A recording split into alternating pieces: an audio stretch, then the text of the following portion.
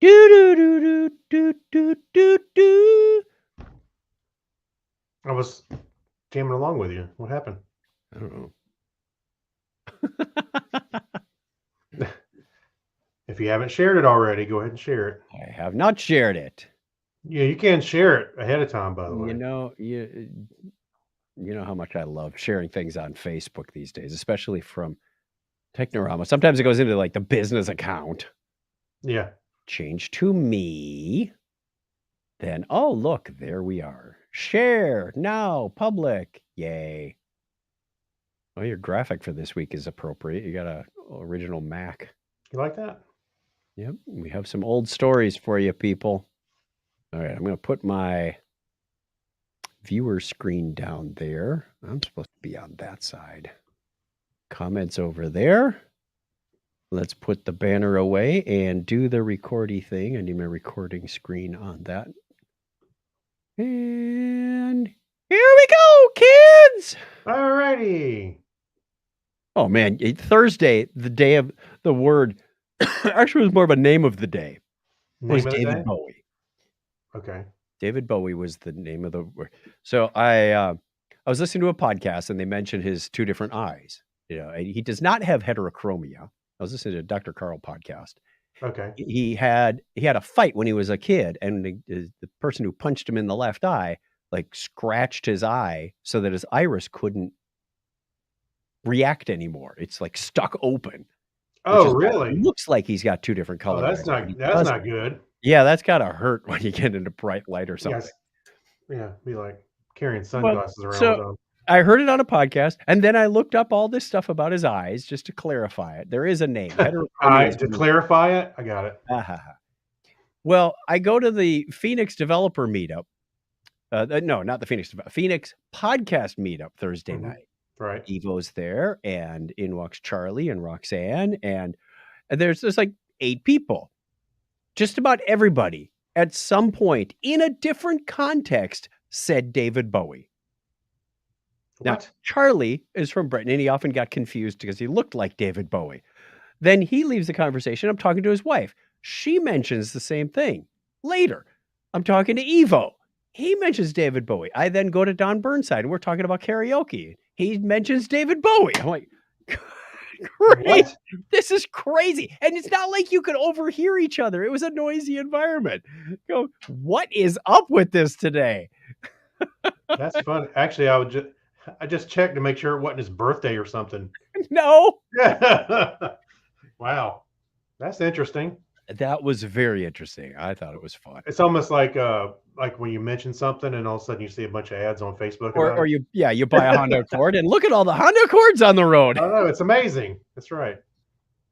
I influenced everybody. Only I could have made $1 off every car I sold. No, it was nothing like that either. It was just, it was bizarre. It's like, how many times a day do you hear the word David Bowie? Yeah. Anywho, let's do our podcast, shall we? All right. Recorder is set up, and I will record the audio program. We have a couple of viewers. If you're out there, say hello. Let us know where you're from. I suspect I know who one of those people is. Do you? We have some regulars on this live stream. Speak up so we can know. Yeah, speak up. If you're watching later, then yes, please enter comments as well. We love hearing from you. Let's get started with the regular recording of the audio portion of this. See, video. There you go. Special stuff. Hello, let us know where you're from. That's great. I'm from Rock Hill. It's not South a repeat. Carolina. We're getting to that part. That's after the music. Stick with the program. Oh, sorry. 705 shows. I'm still working on that. That's right. Well, the first 5 don't count. You got, you started. That's the general rule of podcasting. We should put that in the book. Now we're at 700. Record 5 to 10 podcasts and just throw them out. Don't let anyone hear them. Just throw them out. You're getting practice. Listen to them and figure out you don't like the sound of your own voice. Then move on. There. Yeah. Podcasting for Dummies in a nutshell. All right. Ready? Yes. 3, 2, 1. Technorama episode 705. Release boredom in a fun way.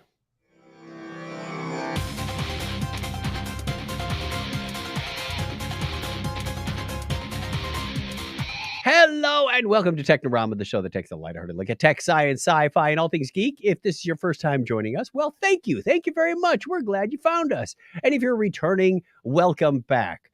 Thank you for coming back. We have questions. I don't think you have answers, though. My name is Chuck Tomasi from sunny Phoenix, Arizona, and joining me right across the digital table is, of course, longtime co-host Craig Stepp. How are you, Craig? I'm doing great, man. I'm superb. You might want to check your audio source. I thought we checked that beforehand. It sounds like you're coming in a little echoey. An echoey? Yes, echoey. While we do that, we will. Well, this is usually where we have some banter. But since one of us is not, he's checking his audio source. 705 shows, people. Actually, 705. I'm surprised you didn't say anything before. There you go. I thought you were checking it. You said, "Hang on, let me check my audio No, source." And then you it were coming wasn't. out of my speakers. Oh, so he checked his output, but he didn't check his input.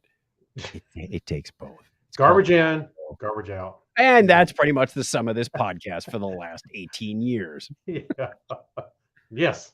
You got it yet? No. I'm good. Is that No, you don't. Tap your Did it not microphone. change? Tap your road. Go like this. It's actually select. No, it's not. It is. Okay. There it is. Okay.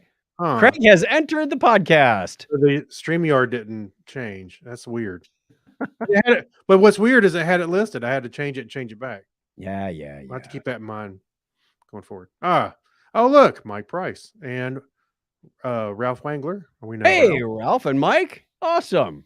Craig's doing the comments tonight. Mike Let's Price. do our listener feedback now that we have the technical issues out of the way. Most of them. Most of them. Letters. Oh, we get letters. We get your letters every day. Mailman, mail today. Reach right in and pull it. Those letters. I love those letters. Let's find out what you found to say. Boom. Boy, mailman, mail today. Actually, I like to imagine Emmett Otter's jug band is playing. I picture like 9 frames of me on the screen doing all this a cappella. Boom, boom, boom, boom, boom, boom, boom, boom, boom, boom, boom. Anyway, you can do like one of those YouTube videos where they were doing all the songs and the same person's in all the different cubes. Galileo. Not that one. we get some feedback here from Kyle Yes. on episode 704 about the musical Buffy and explain a film plot badly. He says, R.E. Buffy, I remember bringing the series back on Netflix DVD days. The musical episode of Buffy is worth seeing, even if you don't care about the teenage superhero paranormal romance genre. That's quite the genre. If you enjoyed Dr. Horrible's sing-along blog, which we do, you'll enjoy One More Time with feeling. Got to do that in the Kentucky Fried Movie way. Sorry, Yes. I can't help it. I'd say you can even skip everything else and just watch this episode as a standalone story. Oh, very Okay. cool. Okay. All right. We'll have to look Okay. for that. Yep. Here's your next question of the week. It came Oh. across hashtag explain a film plot badly hashtag. And it's fun to guess the film based off of the plot synopsis. A cat lady watches as someone dies around her, leaving her all alone. Oh my. Do you know what that is?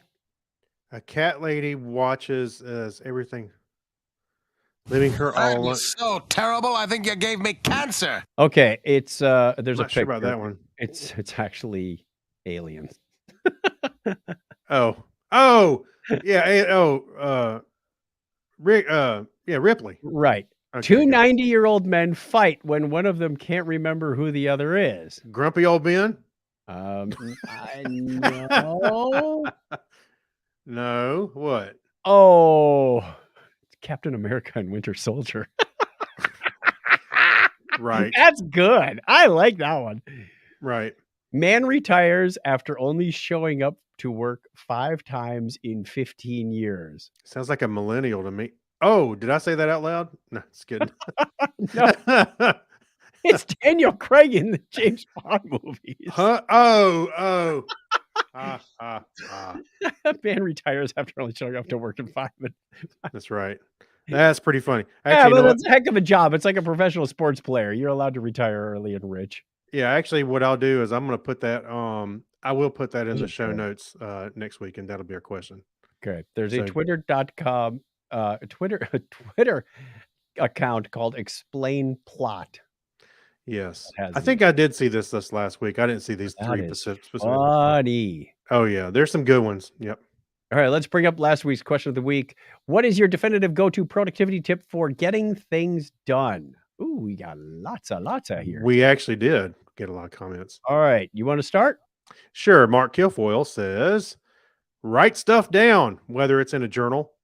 Bujo? Bujo? What's a bujo?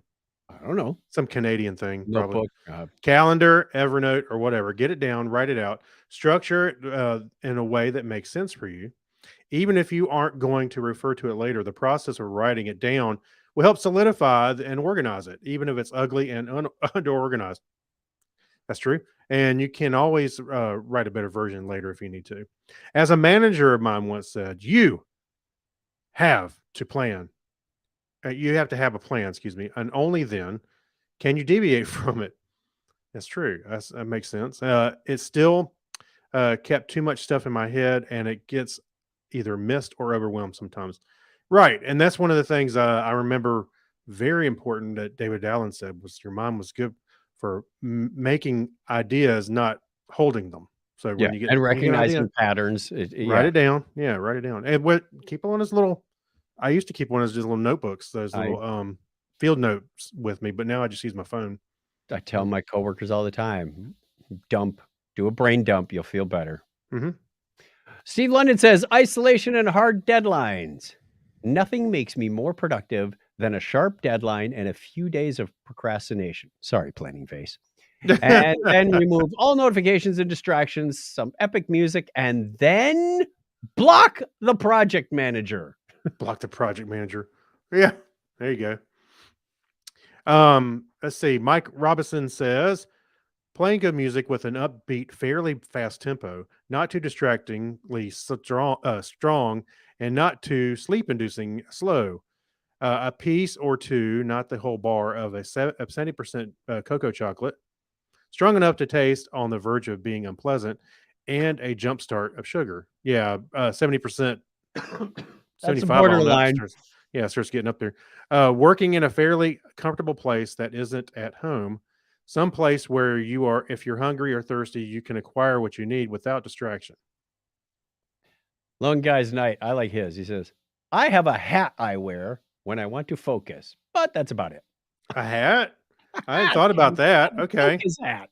I like that. Focus. Is it like a dunce hat where you Maybe it's got a telescope on it. I don't know. telescope? Our buddy Clinton Alvord says, for me, cut off all distractions or as many as possible.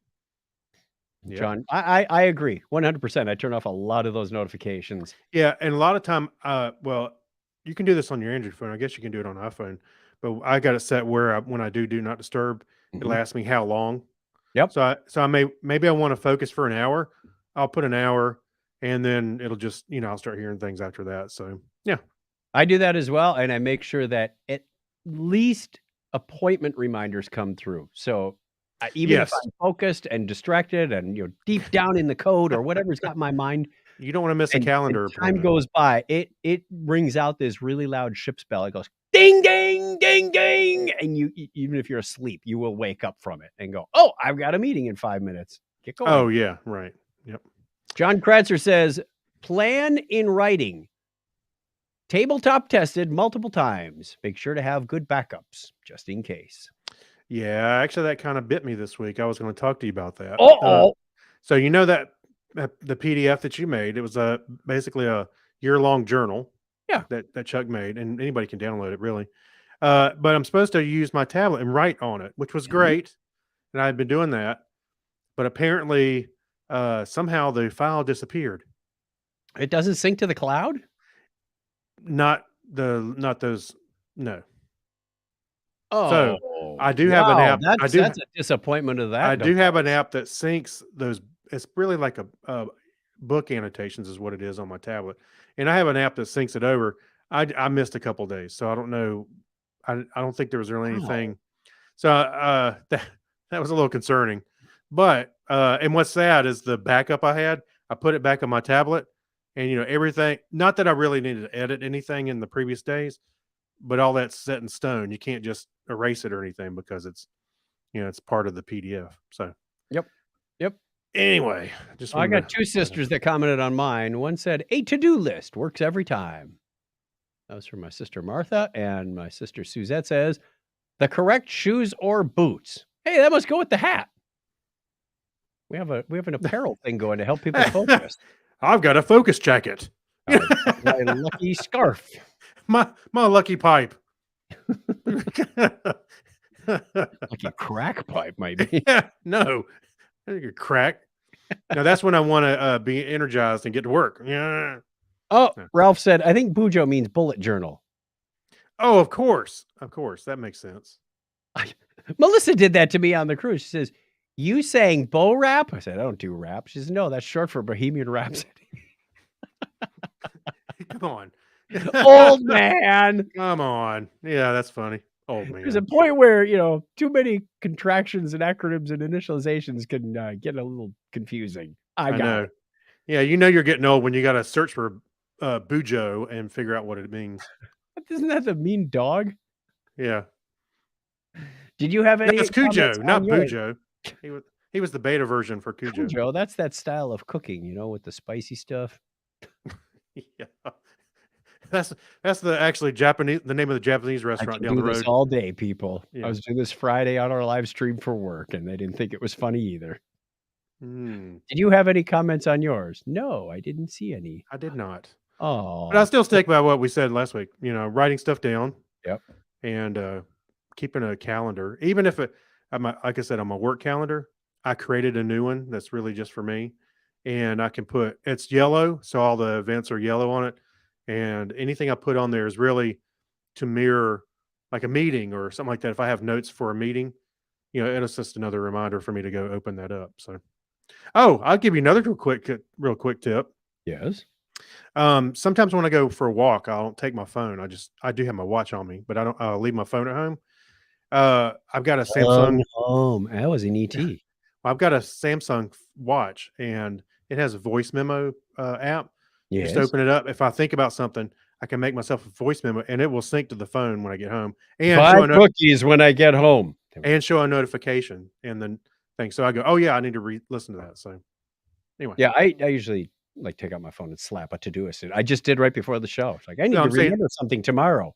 well, that's what I'm saying. If I'm walking around the neighborhood and I don't have my phone with me, that's what that's for. So, I hate it when you're falling asleep right at night and you go, oh, I got an idea. I'm never going to remember in the morning. So you I gotta know. grab the phone, write it down. I hope it's not a good one. Go back to sleep. I hope it is a good one. Yeah. All right, let's close out our letters. We'll have another question of the week for you at the end of the show. Thank you, everybody. So we can go right into the history. All right. On this day in history for March 22nd, 2023, it's the 81st day of the year in the Gregorian calendar. There are 284 days remaining in 2023. It was on this date in 1508 that Ferdinand II of Aragon, not Aragorn, he's I was different gonna say guy, Aragorn? different Yeah. movie. Yeah. He commissioned Amerigo Vespucci. Why do I know that name? I think it's a That's country one of those name. little scooters, right? Yeah, that's right.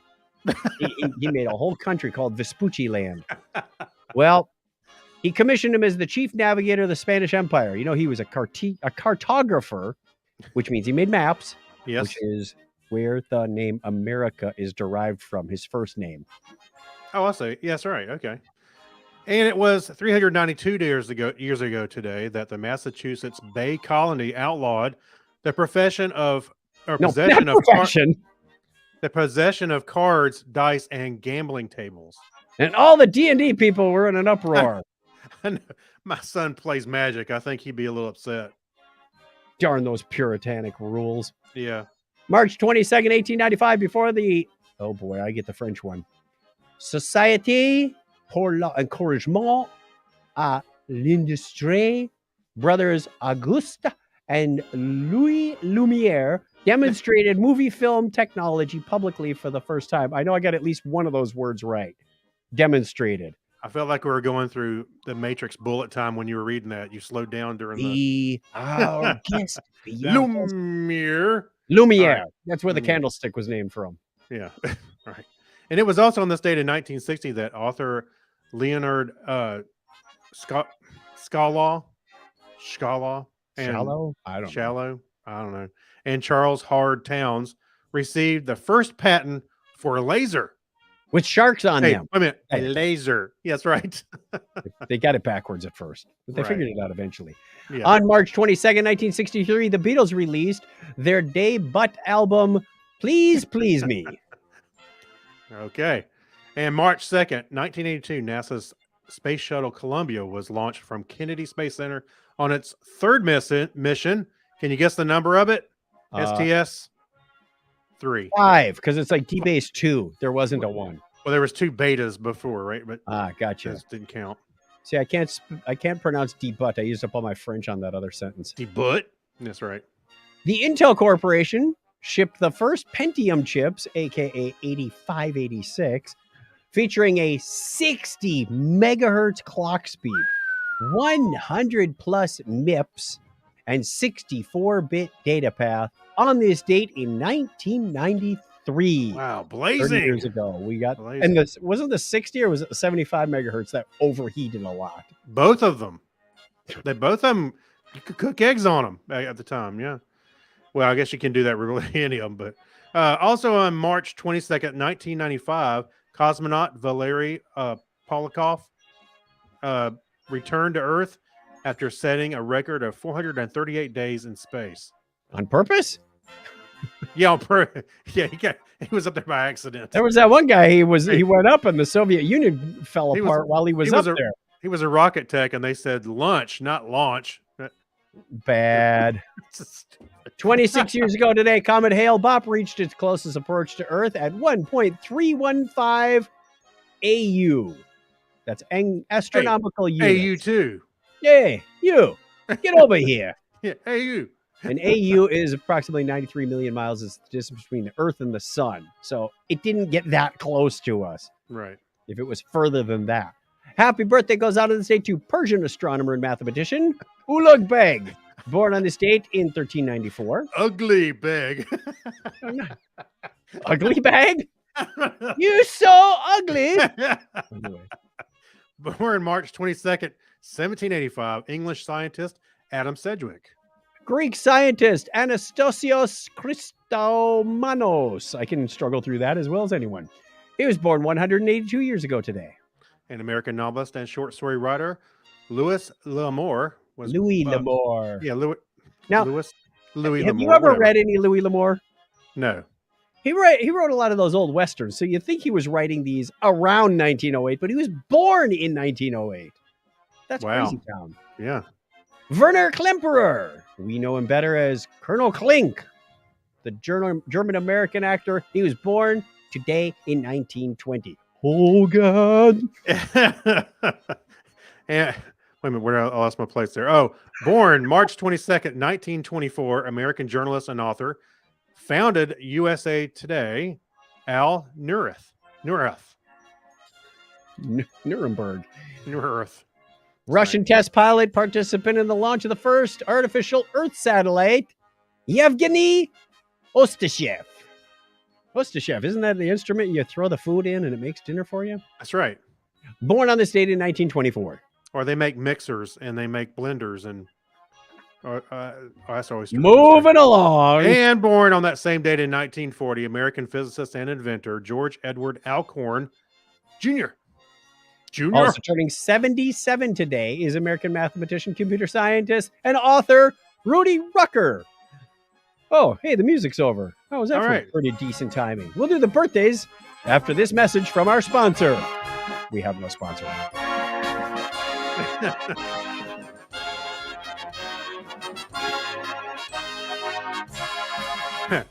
Listener Say, kids, what time is it? It's time to brush your teeth with. I'm sorry, I was doing a commercial. The sponsor. This podcast is brought to you by Ivory Soap. Ivory Soap, 25 for 1/4 cleansing cream, 3/4 arsenic. Listener birthdays this week include March 23rd, Steve Rickyberg. Hey, we haven't seen him in a while. Why do we always say that? Every time we say his name, we haven't seen him in a while.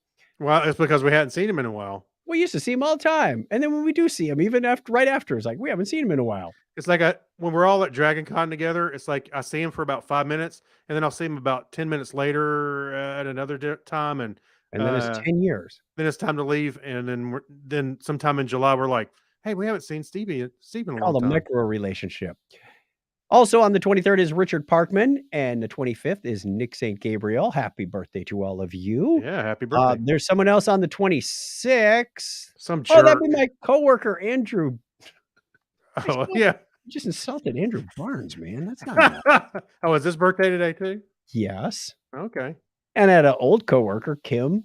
Kim was on the 26th. A lot of people on the 26th. Well, it's like we said before. Hey, look at all the people that have the same Hey. birthday as me. Speaking of which, I know we're in the Hey, oh, one more. go ahead. Let's All right. finish this list. Mhm. Britta Baird in Hampton, Virginia. Happy birthday to all of you. If it's your birthday this week and Mhm. we didn't get you on the list, well, you know how to fix that. Craig's going to put a thing on the screen for the people that are Man. watching. And I'm going to tell you, because you can go to chuckchat.com/birthday, get your name on that list. We'll give you a shout out at the appropriate time of year. And if you're not on the list, well, we wish you a happy birthday nonetheless, because we know that it's one more trip around the sun. Click, increment that thing, and learn to write your new birthday on those forms you fill out. Okay. Do me a favor. Yes. I know we're in the middle of the show. Let me turn Yes. the banner off. I want you to go out of your studio, go to your front door Ring right the now. doorbell. No, Why? go, Wait, go. what? Why? go look. What? Go Give me, look. yeah, go look. See, what you don't know is I actually sent him a package today, and I noticed it was just delivered. So I'm hoping that he'll see it and come back and be surprised, or he'll come back and say, "What the hell are you talking about?" I don't know. We'll see. Anyway, so yes, his birthday's coming up, and I got him a little something. There we go. How's that for timing? How's that for I got- timing, Chuck? I got porch pirates. Right. You got an alert. That's weird because I just checked that as I was coming into the studio like Yeah. an hour ago. Oh, There yeah. was, and Grantis had a package. So, ladies and gentlemen, I have an Amazon Prime package here. Craig Yeah. must have got a notification, and it is. Hey, we talked about one of these before. Yes, right. It's the Pine Pencil Smart Soldering Iron. This is Yeah. smaller than I anticipated. It is a little bit smaller than I thought. It looked Yeah. bigger on As you hold TV. it up, yeah. Yeah, it's comes with. Wait, we're going to do an official unboxing right here on the show. The Pine 64 Owner's Manual. He's got to update the Whoa! OS on it. I need my phone with a magnifying glass to read this thing. Holy cat food! You can't Oh, see. wow. It's smaller than the serial number on the back of my watch. All right. Well, we can read that later, but Exactly, Eric's. Hmm. Oh, that's the other show. Okay, now I'm trying to. There's the thing in here. Oh, it's foam. Darn! I ripped the box. Come on, you. That's pretty tight. Okay, we have embedded in foam the electronic part. Now, didn't they say there was like an Arduino or something in here, a smart chip or something? it's got an open source And the stabby. there's an open source project behind it. supposed So to- there the whole software it'll monitor the temperature and all kinds of stuff. Yeah. USB-C and some kind of AC adapter in it. Mhm. 12 to 24 volts in, 18 to 88 watts. Wow, you could use your laptop charger on this thing. Yeah. Well, there you go. You might be able to. And I was going to say I'm all done with my soldering on the current project, but I am not. I have some RJ45 blocks that are going to go into some yet to be populated printed circuit boards. So I Okay. still have, at least 64. That's 8 times 8 Mhm. down here, plus 15 times 4. That's another 60. That's 124, plus these 10 or 11 up there. Well, there you go. Yeah, I got some soldering left to do. No Well, there you worries. I better Happy- charge it up. Let's Yeah. try turning it on. Uh-oh. Hit plus? Does that have a charge? I don't know. Sometimes things come charged. I was surprised. Most devices I get usually are. Yeah. They have some charge in it. I don't think it is. I might have to wire. That's a it. hot iron. It's probably not charged for reasons. Yeah. That's fine. So there you go. Happy birthday. Thank you. Thank you very much. Wow, you always think of the coolest creative gifts that I can use. I'm still using the iFixit screwdriver kit like crazy. Hey, how's that for planning? I actually got it. I had it delivered. During the show. Well, It's not okay. often I want to leave the camera and microphone unattended during Well, a podcast. all right. Did you like at least talk to the people while I was gone? Yes, I did. What's funny is I didn't really plan on what time, of course, but I did say I picked it up so it would come when You could also use it as a meat thermometer and then heat the meat from the inside. Well, you know, you don't have to go to your doctor to check your temperature anymore. Or lung and prostate. Oh boy. Hey-oh. The internal temperature is 215. Enough to melt plastic. All right. Thank you. Right You're at the end of the birthday segment, too. I know. I was like, I thought I'm gonna check my orders real quick, and I did, and it said delivered. Oh, that's perfect timing. Bling. There you go. Sorry, I can't offer you the same courtesy, during a podcast. All right, let's go on to the news. We finished our history, right? Yes, we did. Yep. Where's my news? Oh, Good news, everyone! there we are. Well, the good news is that, man, the GPT and large language model landscape is changing on a daily basis. Big time. There's a lot going on. They now have, this last week, GPT-4 was released, but Yes. this is a little step backwards. It says you can now run GPT-3 on your laptop, your phone, or even a Raspberry Pi, although they do say the phone and the Pi are a little performance constrained. Yeah, maybe a little bit. It's getting there, though. So get this timeline. Mhm. On February 24th, Meta announced LLAMA, the large language model something. They call it Llama, Yeah. which I think is creative. Yeah, sure. I don't know what the llamas think about it.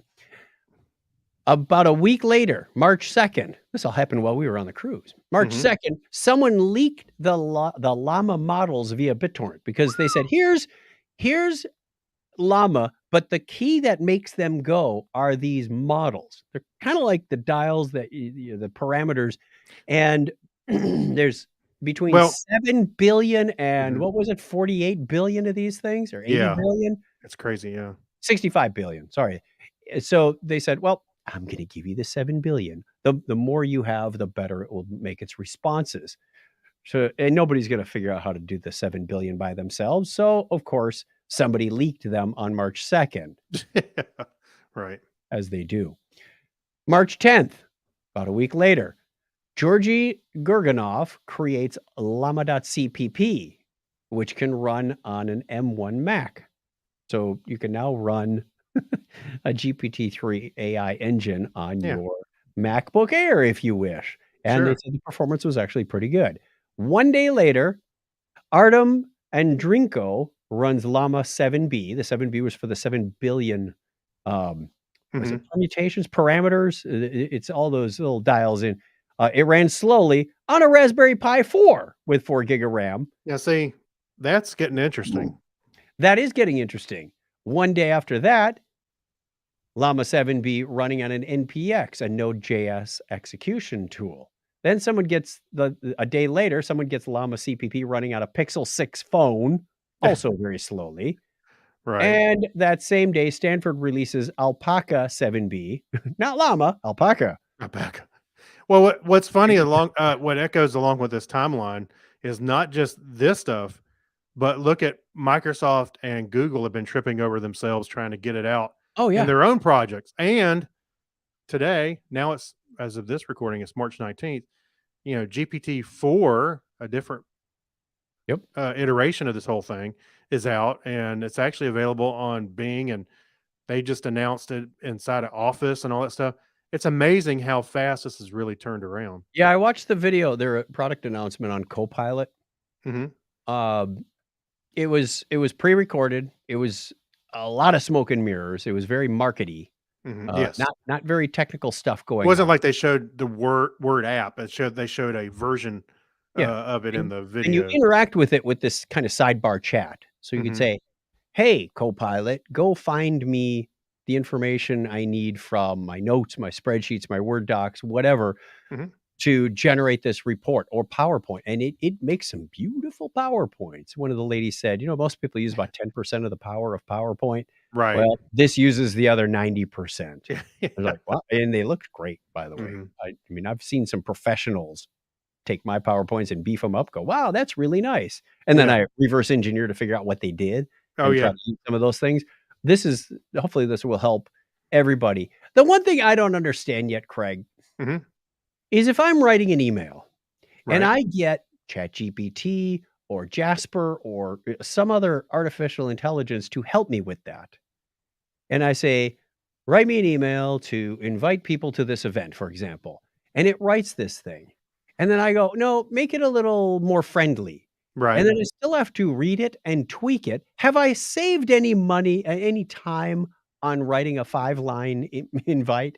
Oh, 5-line? I mean, Probably not. a lot of these things are Yeah. I see them start out longer and then they go, no, shorter, make it more friendly. And they're tweaking it so much. And you still have to go back and review it because you don't.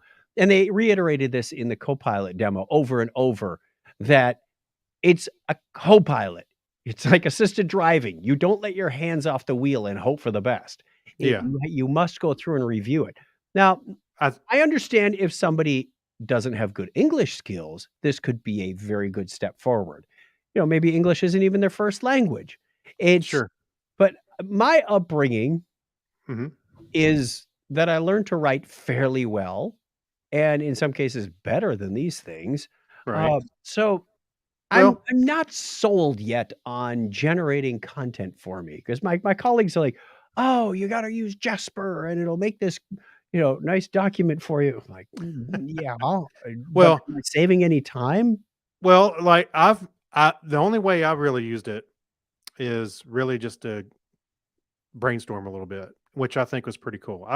I'm not super keen on using it to and write a whole email for me, especially not 5 lines. I think that's pretty easy. But I did have to request some production instances at work. So in our data center. And to Mhm. do that, I had to type out a kind of long email of why I needed it. And so I thought, you know what? I'm going to ask ChatGPT to do it just to see what it comes up with as an experiment.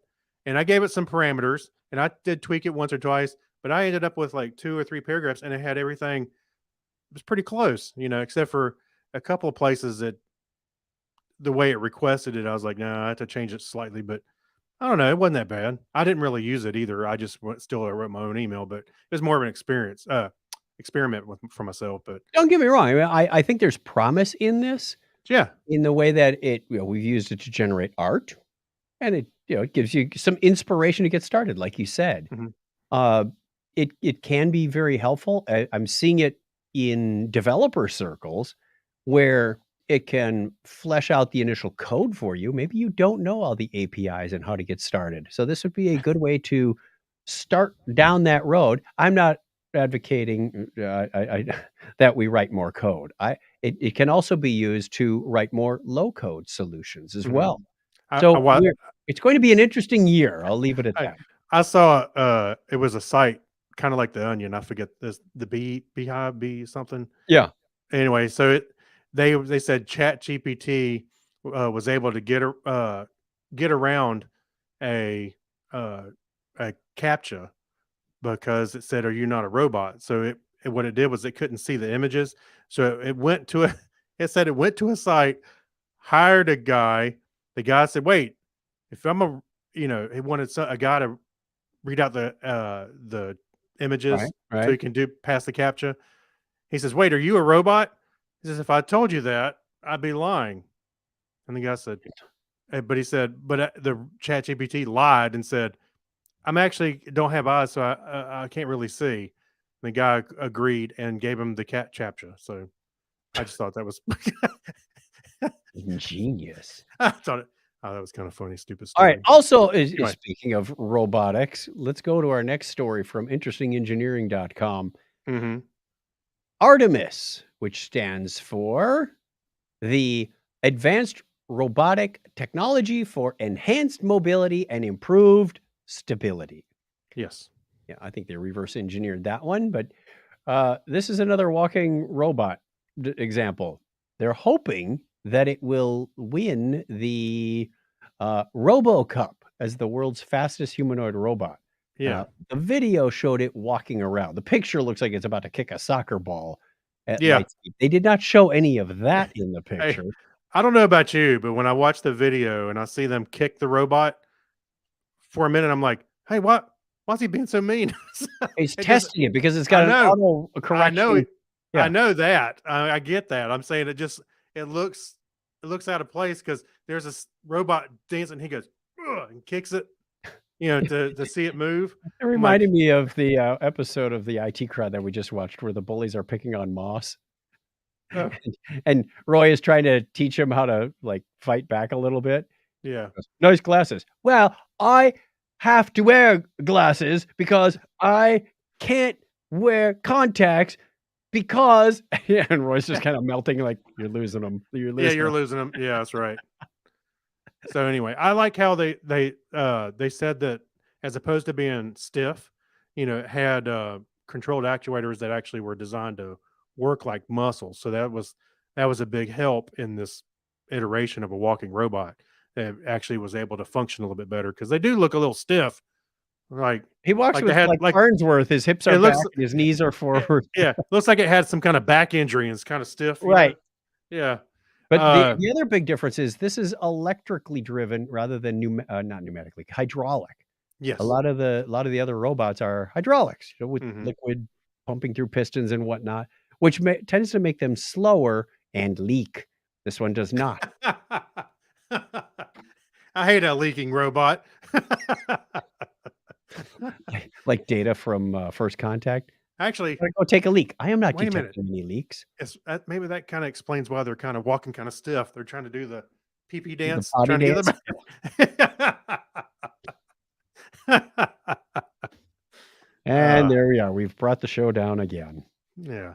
Okay, quick shout out to the chat room. Who we got hanging around? We mentioned him a little earlier. We've got Clinton Alvord, our co-host from the That's Topic is right. Trek over at the That's Topic is Trek.com. There you We go. It's got Gary. Ralph Wengler, Gary Lindros. This feels like work. I Oh, know. 'cause we're probably talking about productivity. Yeah. Oh, yeah. I was gonna say. Yeah. Mike Price, who said, I've been listening to your podcast for several years, just now stumbled onto your live event. Really? Thank Actually, you. and you know what? He said earlier in the chat that he lives in Lake Norman, which is 40-ish miles north of me. Cool. You could have So a pretty geek soon I'm meetup.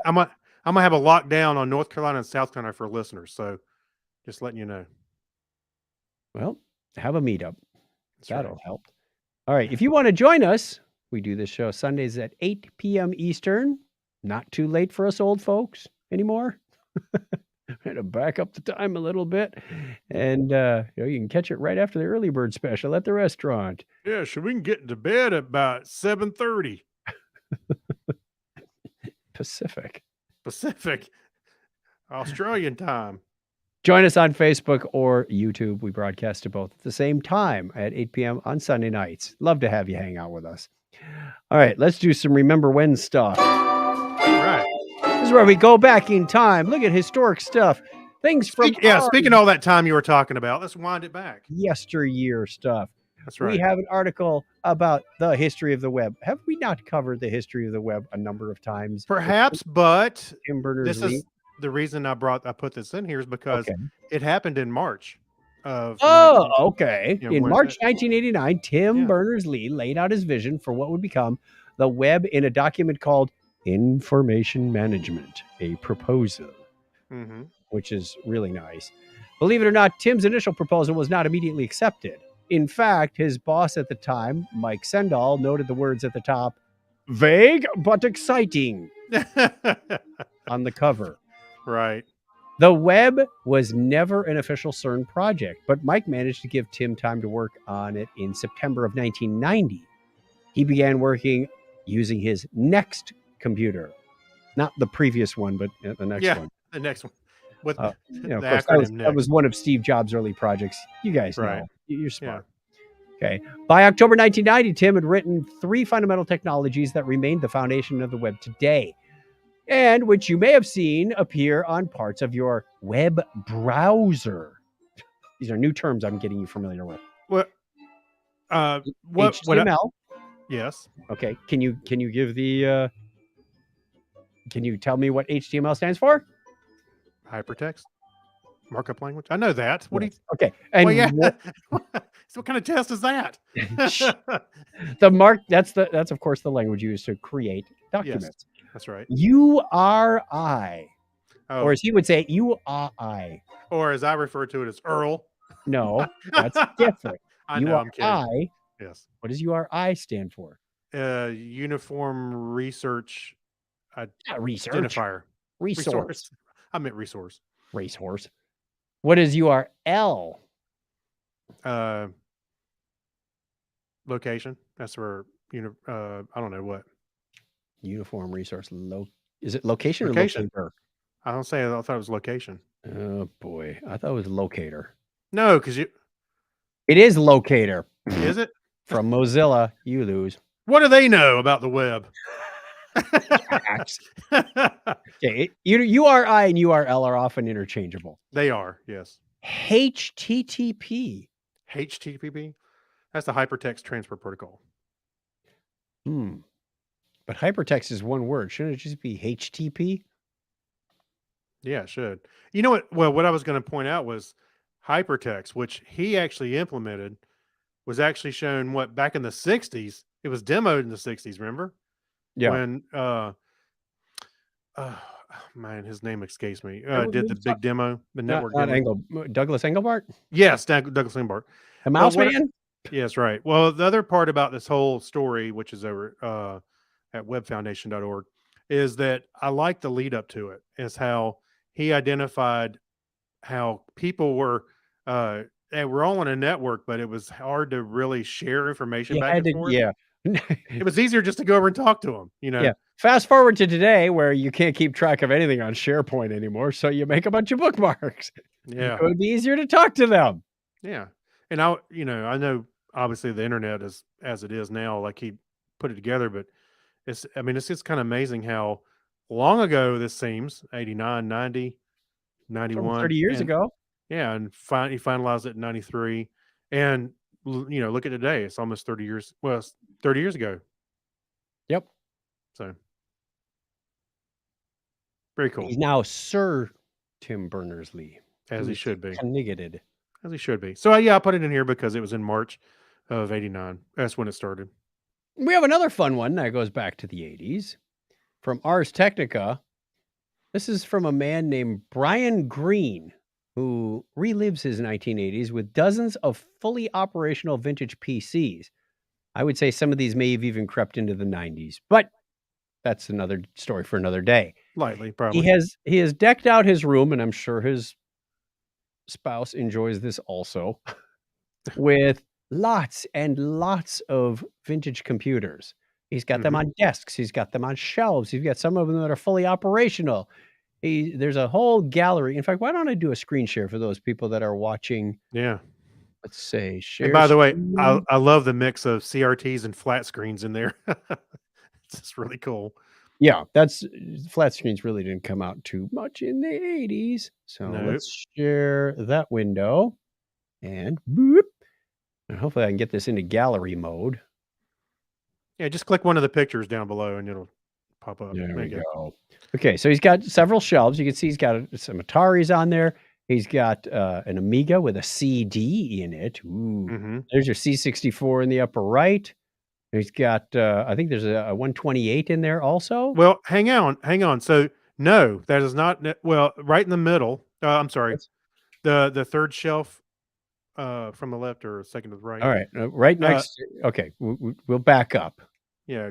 All right, go up one more Go over to one more picture. One more picture. So we've got the Yeah, Yes. down at the bottom. This is something I had not really seen before. See that one on the very bottom? That's Yes. Commodore. That's a Commodore. That's a B128. I've never seen a B128, Oh, and only a few of them came out. So it's kind of rare to even see one. And I don't remember ever seeing one before. It's just it was They a did new- ask him. He said, "What was some hard stuff to get?" He said the Apple III was also very hard to get. Yeah. Apple III. Yeah, he spent a long time doing that. There's the Apple III on the left if you're watching along on the video, He's got a 2GS. He's got a 2C in here. So and they're in really good shape. So they don't They look look great, like yeah. they've yellowed. You know how computers did that once Yep. upon a time. Yeah. He's got an Apple printer. He's also got the Apple CBM. That Commodore. Yeah, the Commodore. Excuse me, the Commodore Yeah. CBM. The PET line looked a lot like that as well. It does. Yeah. And what else has he got hiding in here? He's got the a dual floppy disk drive for those, but he's underneath. He's got some what is that? It's either a Mac Centris or a Mac Quadra. You got to look at all the pictures. He's got floppy disks and manuals for a lot of this stuff. Yeah, that was a Commodore CBM 8032, by the way, and a Commodore 16. There was a Commodore 16 in there. A shelf full of Amigas. Those are beautiful. And let me see. There's another gallery that I want to roll through with that has some other good stuff. I missed the other gallery. Let's see. His real day-to-day computer is off to the right of this. Obviously, he's running a more modern version of something. Yeah. And I'm not sure what this equipment it looks like radio equipment in the middle. Hard to tell. Yes, actually, if in the article he mentions that he's a ham radio operator, and here's something near and dear to your heart. He's a veteran 31-year BBS sysop. I was getting to that. Yeah. Yep. He's running started his BBS as dial-up BBS, but you can also get to it through Telnet if you wish to. Follow the article at episode 705 over at chuckchat.com/technorama. He's got a sign printed in dot matrix above all these shelves. I'm guessing this is from the print shop. If you remember that, it could be. Yeah, those banner signs. Is this good for the company, which is out of Office Space? That's right. That was funny. And he's got a shelf full of gaming system too. Lots of Nintendo cubes, lots of games for the cube, lots of documentation. I'm not even sure what those colored manuals are on the bottom shelf, but I'm not sure either. He's got a copy of OS2 in there. I mean, it's just fun to like zoom in on some of these things and go, what is that? Send me a higher res version of this. Lots of the art of Atari. I did not see an Apple IIe in there. And I was thinking, I can get rid of mine. Did you mention the Apple Cube on the top shelf? The Apple Cube was up on the top shelf also. Yeah. Yeah, I saw that. That's pretty awesome. So, yeah, a lot of fun with that. Thank you very much for sharing that. And wasn't that great? I'd love to go walk in that room. And it's a super clean space too. It looks nice. Yeah, he did a good job with the wire management and the books and whatnot. It's sort of like a mini version of the Computer History Museum. Yeah. So But talk it's about the very BBS. specific. So talk about his BBS you mentioned a little bit. I believe I did. I don't know what Oh. software he runs. It is called the Particle BBS. You Yeah. can find him on Twitter. It looks really funny because he's got the printed out screen of the colored text and whatnot. It says find us on Twitter at Particle BBS. Yeah, Like right. a BBS with a Twitter handle. That just Oh yeah. doesn't seem right in my mind. That's right. Well, it is Like online now. That's like looking at a cave painting and seeing it on a Twitter handle. Now, one thing I did make Find me at Ugg the Caveman. Yeah. One thing I did make a note of is I was trying to understand this, but I think he went okay, so he says the BBS started off on a Commodore 64. Yep. Moved to an Amiga 600. And do a Windows machine. Yeah, then Windows machine, and has been on a Commodore 128 for the last 20 years. That didn't seem like the right place to leave it. That's what I was trying to understand that. I read it a couple times. I was like, so he went back from Windows back to Guessing Commodore? it was written in BASIC, which makes it a little easier to port that from machine to machine. Maybe. I wrote my own in BASIC, and that was a pain. We wrote ours originally in Turbo Pascal and then later in C on a Unix variant. Well, So, that would have been the smart thing to do, but Yep. all I knew was Commodore. I had BASIC, and get to town, so I did it. But it wasn't the most efficient thing. And then I go, let's add messaging to it, and I'm pretty soon I had a floppy full of just code. It's like, well, I need another disk drive so I can save Right. the messages. right. You need one for the code and one. That's the way our original Yeah, one started. Because As I'm not well gonna sit here all night and swap floppies. for these people. But yeah, he said he's had people connect all over the world. That'd be That's fun. pretty cool. All right. Thank you for sharing that. Yeah. Let us thank our patrons real quick. Our show is supported by you, our wonderful listeners. Thank you out there to everybody who does that for us. They get their name read on the show each week. As long as they're a patron, we'll keep reading it. And they get a special episode along with various tokens and trinkets during the year. Postcards, personalized photographs. Who knows what's coming down the pike? Yeah. Even a level where you can get yourself a custom, one-of-a-kind, well, a couple people have them because we have a couple people at that payment level. T-shirt for you. That's right. Go over to patreon.com/Technorama podcast for as little as $1 a show. You can get our undying love and your name mentioned, like the following people: Alexis Duran, Amber Elstead, Amy Bowen, Avner Braverman, Ben Vaughn. I'm going to eventually get to do this without looking at any of these names. I'll know them in order. I know. That's right. Ryan Brown, Chris Martinez, Chris MC, Dandy Man Coyer, Dean Jensen, Denise Inglis, Gary Lindros, John Clifford, John Noble, Yorga Shrawan, Crazy Joe Adventures. Thank you, Kyle Nishioka, Leon, Mark Kilfoyle, Brad Miller, Mike Wills, Saturday Morning Media, Stephen Weshy, Steve Therian, Steve Cody, Steve London, and Tim Cook. And if you counted that out, that's 27. Our table that's 4 columns across has a gap in it. And it drives Craig nuts. I know, right? He's going to put your name here. He'll literally type your name here, and I'll have to read it next week that way. So we would love to have you join us and be part of the Technorama family. What do we call them? Nodes in the network? Yeah, that's what we were trying for. Something a little more nerdy. We didn't have an army. We didn't have addicts, junkies, whatever Sigler's got. What? Oh, I was like, where are you going with that? Okay. Patreon.com/Technorama podcast. Head on over there and sign up if you find us entertaining, informational, educational, or you just feel like supporting somebody. Or if you want to pay us off so we don't podcast anymore, I want to see some green on that. I'm sure Greta Thunberg would be fine with it. What? It's eco-friendly, right? Podcasting is, I hope. Well, some part of it is, I'm sure. That's right. All right. This is the part where Craig and I talk about what we've watched recently. I'm looking at the clock, buddy. We're going to have to keep this tight. Okay. I'll be quick with it. We're coming up on an hour, and we got 6 shows in here. Gee, someone hasn't been doing much but watching TV. That's right. All right. What do you got first? All right. So I watched one last night. It was The Banshees of Inisherin. I'm not sure I'm saying that right. Inisherin, which is we got Colin Farrell in it and Brendan Gleeson. And they were friends. Things changed a little bit. There's they have a little conflict between them. So I'm just going to kind of keep it short. But Colin Farrell's character couldn't understand why Brendan Gleeson's character didn't like him anymore. And they apparently had beer at the pub every night until one day. So things go sideways after that. And I thought it was really good.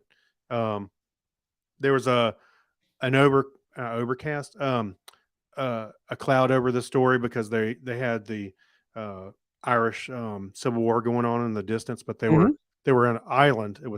They were separated from it, but so that was kind of a little bit of side stuff going on as part of it. But anyway, I won't go any further. But anyway, I thought it was pretty good. I enjoyed it. Give us a rating 1 to 10 on Rotten Tomatoes. Well, I see Rotten Tomatoes. I see Rotten Tomatoes had 96, but I'm probably going to give it about between 8 and 10. I'll give it about an 8. Okay. Yeah. Donna and I started watching The Chosen on Amazon Prime. And this is a story about Jesus and his disciples and followers. It is, if I remember right, it's like user supported. So and it's available in other places as well. I just happened to find it there. I think it's even available on YouTube. Wonderful story. Holy cow. Well written, well acted. I watched them do a scene where Jesus is healing Samaritan after Samaritan after Samaritan, but they cut away to the disciples and Mary, Jesus' mother, shows up. And they're doing this scene, and I realized they've been talking for about 10 minutes on one camera shot. And they kept going. I'm like, man, this is all one take. They're walking around, and they move around the crowd as they're talking. I'm like, That is some serious remembering your lines, everybody. Congratulations. Of a big group and nobody, I mean, how many takes? And it's during the But you evening. don't so see. But it's like Saturday Night Live. They're guys running with the cards. So they yeah, can maybe right behind the camera. Well, they weren't Yeah. even looking at the camera most of the time.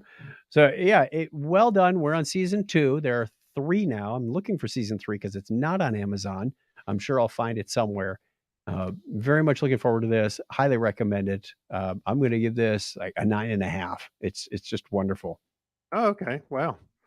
My next one is I went with my son to go see Shazam: Fury of the Gods. This Yes. is the sequel to Shazam. The first Shazam was so much fun. I thought it was a great movie. The second one probably not as good as the other one. I know Mhm. I watched Joe, our buddy Crazy Joe, review it, and he loved it. I was below that. I didn't love it as much as the first one. I thought it was fun and a lot of the same humor, same people were directing it and played in it, and so a lot of that same chemistry was there. It was good. I thought the villains were a little weak, Okay. and some things like that, but special effects and all that humor, spot on. So I would probably, I'm probably gonna give it. I know it's gonna sound bad. I'm gonna give it a 6, but I thought it was good. All right. My second one is Web of Make Believe. Death Lies in the Internet. It's a 6-part series. Or we call They that are Tuesday. they all yeah, they all sit around. One of them, I know I've heard part of the story. One of the people that was in there was on Darknet Diaries a while ago. He used to be known as Gollum Fun, uh, on Shadow Crew, I think it Mhm. was. Did some credit card fraud and whatnot, but it Mm. wasn't about him. And frankly, that was a two-parter at the end. 5 and 6 episodes, 5 and 6 were a two-parter. I think they probably could have thrown him out. I think they just put him in there for color commentary because he cackled a lot when he laughed, and he's a bright character, but he didn't really have anything to do with the story in my mind, so much as the guy they were after, the FBI and whatnot for tax fraud.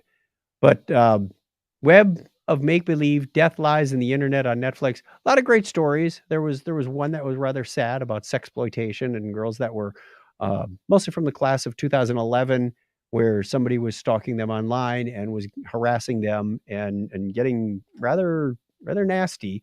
And then they finally unwound the data to find out who it was, and incarcerated them.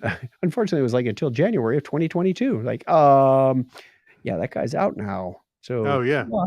the uh, I give this one about a 7.5. It was Okay. good. It was informative. It keeps your mind sharp about what you need to remember about using the internet, what people can potentially do, what the government can potentially do. That was an eye opener as well. They talked about the Stingray device for snooping cell packets and what, or like doing kind of man in the middle with a Oh yeah. pseudo cell tower where Mhm. that when that all came to life. And this is before the whole Snowden thing broke loose. Oh yeah. Uh, Right. but a lot of interesting stuff in here. Yeah, 7.5. Okay. Um, the last two I got here, I watched The Last of Us. That was the finale that came on while we were recording and during the Grammys. So I didn't get to see it, but I did eventually saw it. My wife and I watched the whole series, Mhm. and I thought it was really, really well done. It was fantastic. If you watch the game, if you played the game, rather, probably no surprise where this ends. So I'm not going to say anything about it, the ending, because I don't want to spoil it for anybody. However, I thought it was really well done. They left it in a great place for the next season. I was gonna say, it sounds like it's been so popular they'll do another season. Yeah, I wouldn't say it was a huge cliffhanger, but at the end, it's like they left it on a spot. You go, "Oh, why did he do that? What was his motivation for doing that?" But I have my suspicions, but we'll see. And I think they said the second season is going to go off script from the second game, Mhm. because the second game wasn't, the storyline I think wasn't as well received as the first one. So they're going to change it up a little bit for the second season of the show, which is it's really good. I liked it considering it's this dystopian future with zombies, but they did a good job of explaining the zombies, and the zombies weren't but really a plot device to kind of drive everything forward. They were very small part of the story, you know. Okay. So I thought which I liked. Uno Mas? I'm gonna give this probably that's 8.5. I thought it was really good. Okay, good. So, Pedro Pascal was great. Bella, can't remember her last name. She was great. Fantastic. Anyway, and tonight, this afternoon, actually, I watched Creed. I thought I had seen the first one, but I guess I hadn't seen them all, any of them. So I watched Creed with Sylvester Stallone and Michael B. Jordan because I knew the third one's coming out, and I was like, I liked the Rocky series a lot. And this was a good sequel setup for these next two. I know I'm not saying anything that people hadn't already seen because this movie's been out for a while, but I really liked it. And there was a couple moments where I got a little choked up between Sylvester Stallone and Michael B. Jordan, their characters right there at the end. I was like, wow, this is pretty good. It's powerful. I thought it was good. I got to Oh. make a comment. I saw. By the way, I'll give that one an 8.5 as well. Okay. Yeah. Remember last week I was talking about Kunk on Earth, where Diane Morgan, the comedian, does her Yes. kind of parody of sort of this David Attenborough documentary thing. It was more of like history rather than nature, though. Well, someone made a meme, Kunk on Dune. Okay. Oh boy. She says, All right. it's common knowledge that urine and feces are processed in the thigh pads. True? But what about the semen? What happens when a Freeman warrior... Actually, that's not the one I was looking for. What? She was talking about the spice. Oh. She was going on. It's known that their chief export is spice. Now, I'm gonna look it up something real quick. This is what I want to know is it what were their names? I can't remember what the Spice Girls names. I can't find the meme real quick. You know what? It's on my phone. I'll just read it to you. It's safer that way. Okay. 'Cause I All know right. exactly where it is. It was on the Dragon Con cosplayers memes chat. Yeah, we get so many chats these days. It's ridiculous. Yes. Let's see. Dragon Con cosplayers memes. There we go. There's a whole bunch I did not understand, but this one caught my eye because I watched the show. It says Arrakis is a place known for its industriousness of its inhabitants, but a number of doubts remain about their main product they produce, the spice. Is it scary, sporty, baby, ginger, or posh spice? Oh, that was, boy. that was Wah, cute. wah, wah. And yeah, apparently they've expanded into other areas of talking That about Dune. that was a lot of work for That was a lot of work. little payoff. All right, we're getting late in the clock. I don't want to end you on that one. So But I'll throw this out there. Only I briefly mentioned this in the Geek Oh, Library. Go check it out. yeah. There's a link PC to convertible. the PC convertible. It's it was at this image is at the Art Institute of Chicago, which is Yes. interesting. And you can go see a nice, beautiful image of it. And there's a little write up of it. It came out also in March in 1986. I remember that. Yeah. I used one of these a lot in college. I borrowed it from our Computerland store, of course, but it ushered in the era of the 3.5-inch floppies for PCs. Okay, the Mac had already been using them for a while. 720K dual Oof. floppies. Yeah. In fact, Burning we it wrote up. a lot of our BBS code on this machine. It also was the first one to incorporate a sleep feature. So when you closed it and shut it down, and you could detach the display, which was wasn't exactly square at the time. No. You could say it was a wide display. It was 80 characters wide, but only Yeah. like 15 lines or something Yeah. crazy. It's like 30 by 9 instead of 16 by 9. It was, and Crazy. it was LCD, black and white LCD, so you could adjust the contrast and the brightness, which means you couldn't read it at all ever. Yeah. Right. Don't take it in the sun. But it was a pretty slick machine, and it also had a full-size keyboard, something that not many other machines of that size. It was hefty. I think they said 12 or 13 pounds. What But I liked about this, and I've seen one in person as well. I didn't really use it as much as you did, but is when you open it up, it all kind of shifts up a little bit. Yeah. So the keyboard has a slight angle to it. So does the floppies, and the screen kind of Yep. looked at you a little bit. But when you flip the lid down, it Mhm. was We close very up. rectangular. Yeah.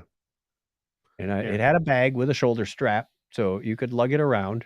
It was a lot of fun. It's Many it's better college than projects on that it's too. better. It's more portable than that compact portable. Oh, luggable. The, Yeah. the compact portable was more like about the size of a check bag or a carry-on bag. Oh, bigger than that. Yeah. And heavier. Heavier It for exceeded sure. the weight limit for a carry-on. That's This right. one you could actually use. It was classified as the first laptop. So it wasn't a luggable. You could sit it on your lap. Wait a It minute. didn't overheat. Would you set? I say, would you set this in your lap? Yeah, I did a lot. It was longer than today's laptops. I say your knees probably go about midway. It used a whole lap. Yeah. A whole lap. That's All funny. right. We have a Anyway. question of the week for you before we head on out of here. That's right. Name a product or service you love so much that you would happily be that company's spokesperson. Bonus for saying why. I think I've done this a few times. I'd be a spokesperson for Twitter because I'm just kidding. I would not. Facebook, No, I would not hang my hat on that brand. Pornhub, Now we're talking. No, I don't know. Budweiser. Budweiser. All right, getting better, getting closer. Keep thinking, people. We'll give you Right. some ideas. All right, let's jump on out of here with this theme. There it is. We want to let you know that you can reach us at 707-530-2428. That's how you can get a hold of us. Leave us a voicemail. A few people have done that recently. Craig, banner, bottom of Oh. the screen. I was trying to get to it. I promise. You can Okay. email us, technorama@chuckchat.com. We'll both get that. Kyle did that. We read his email from that address on this show. Technorama@chuckchat.com. You can find all that information and more over at chuckchat.com/technorama. Head on over there. Also consider being a Patreon patron. Or if you already are, consider up-leveling for Yeah. some of those We'd appreciate it. higher ticket items. Mhm. Much appreciated. All right. Until next time, we wish you all the best. Stay safe. We'll be talking to you. I think we'll be recording on my birthday. Oh my gosh. It's Menengay's birthday today. I got to send him an email. Give us a Ah. binary high five, Craig. All right, 101. The audio recording has concluded. This concludes our recording day. And thank you, everybody, for hanging out with us, whether you're watching live or watching later on Facebook or YouTube. We greatly appreciate it. Yes, we do. We had a lot of fun. We always have fun doing this. We know that sometimes we run a little long, but there's always a good reason. You. That's right. It's because me. Not Me? Oh. Now is when we go and record the Patreon show in audio form only and get that out to them tomorrow. So they actually get that before the regular show. It's kind of weird, but that's the way we do it. Thank you very much. Everybody take care, be safe, and I am ending the broadcast in 3, 2, 1.